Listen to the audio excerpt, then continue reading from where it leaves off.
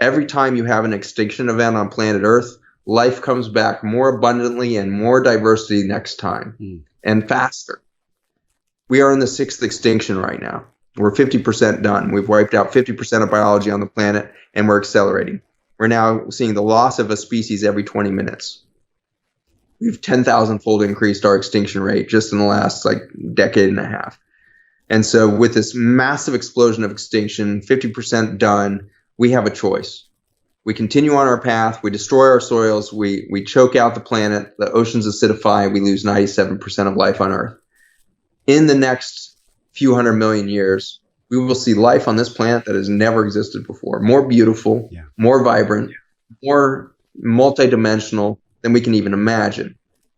But there's a huge part of me, friends, that just want to just be part of that. I want to see what that looks like.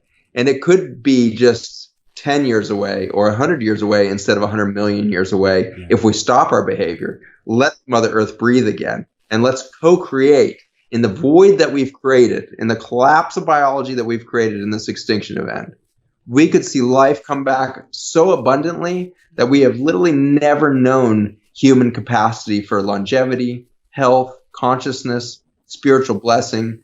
We haven't even touched our potential, and we could participate that. We could literally see that even in our lifetimes. We could see that happen. It's more than a silver lining. It's way more than a silver lining. It's actually a rebirth of something that we couldn't even comprehend that could be real. And I think a lot of people, when they look at this, Dr. Bush, they really are in fear because what you're saying not only is true, but the research, the data backs it up. So I think a lot of people, when they think of COVID or they think of the world, there's just so much agony and so much pain and really so much constriction. Duality is always present, obviously. But what is your take on this? Where do we actually go from here so that we can have Mother Earth breathe? And by the way, you said breath work. I love that. We focus so much on breathing for Wellness Force. We have the Breathe program, and we really get people down into their belly, because when you're breathing from your belly, which that's where all of your emotions and serotonin and everything is anyways, you start to have a better connection with your body, which then gives you a better connection to Mother Earth, which then gives you a better connection to your brothers and sisters. But how do you see this from a treatment perspective, I guess you would say, healing ourselves, healing our soil? Yeah, in so many ways, it's exactly what you said earlier, which is we just need to stop meddling. If we stop screwing with soil, it will grow abundance for us. If we want real abundant, food production system, then we should stop chemicalizing the process. To give you a sense of just how far we've gone, and before we give the solution, I want people to understand that there's a misperception that the United States is feeding the world. The United States keeps saying we need all this chemical agriculture so we can have 30,000 acre farms so that we can feed the world because there's people starving.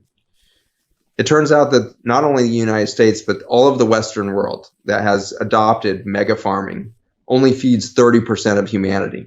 70% of the 7 billion souls on Earth are fed by a peasant farmer who has less than 2 acres. 70% of 7 billion people are being fed by a peasant farmer who has less than 2 acres and is practicing largely with farm implements that have existed for a couple thousand years at least. And so we do not need chemical farming to feed the world. We need to stop abusing economic systems, creating artificial economic systems that are putting all of those little peasant farmers out of business.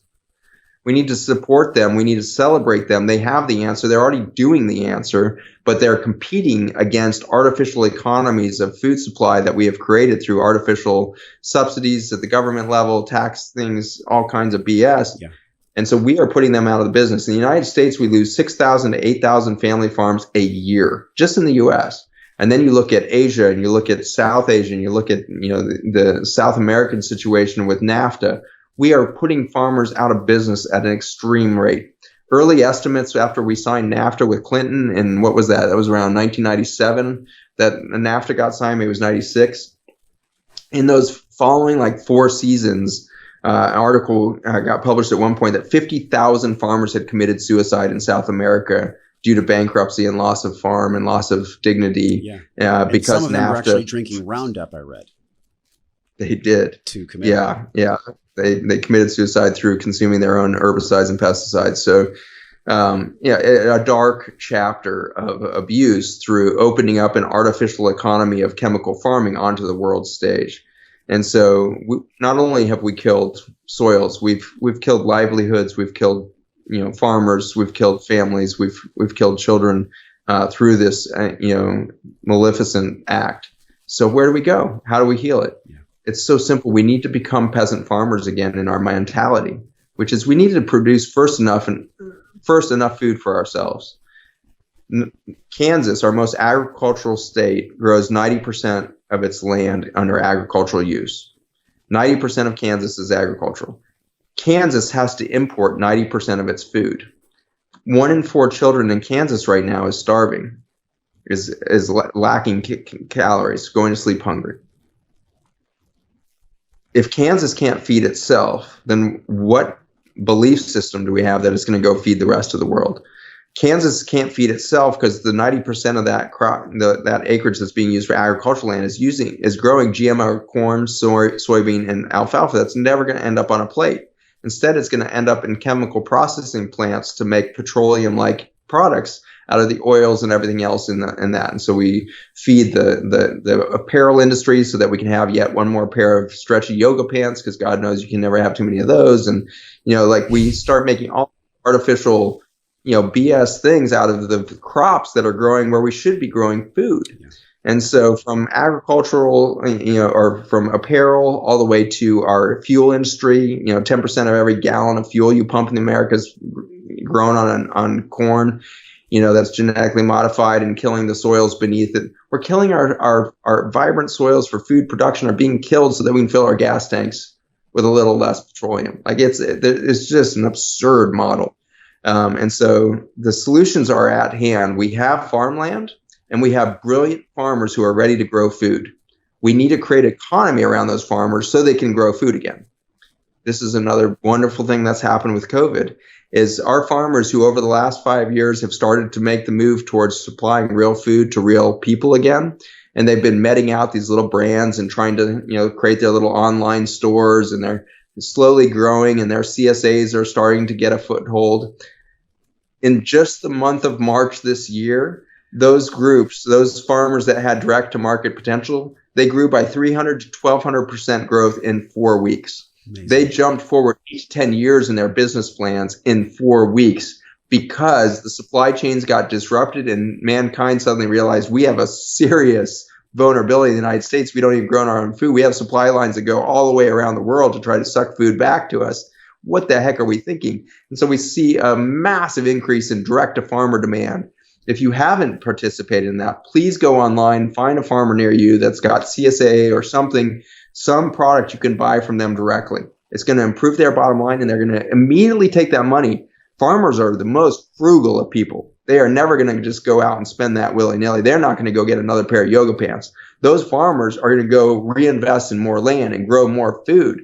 They love growing food. That's what I love about farmers, is they literally can't get enough of it. They love watching Mother Earth produce and then getting that into the hands of consumers. But for a long time, 2 generations, they haven't even gotten to see the happy, healthy consumer on the other side of that. And so it is a very exciting time for these farmers who are doing the right thing to get met where they need to. All of us need to make sure we are participating in a new economy when this, pandemic fear finally resolves itself and we're told to go back to normal. Please do not go back to normal. Yes. Please don't keep buying all your food from Chile and Peru and 4,000-mile supply chains. Buy your food locally this summer. Grow your food in your backyard. I was so excited at the beginning of this pandemic. At the same time, everybody's jumping on their CSAs. Everybody ran out and bought every last packet of seeds in every hardware store in America. Yes. So exciting. That's beautiful. And we have people growing farms or gardens that have never grown a single thing, and they've got like 42 plants in their backyard.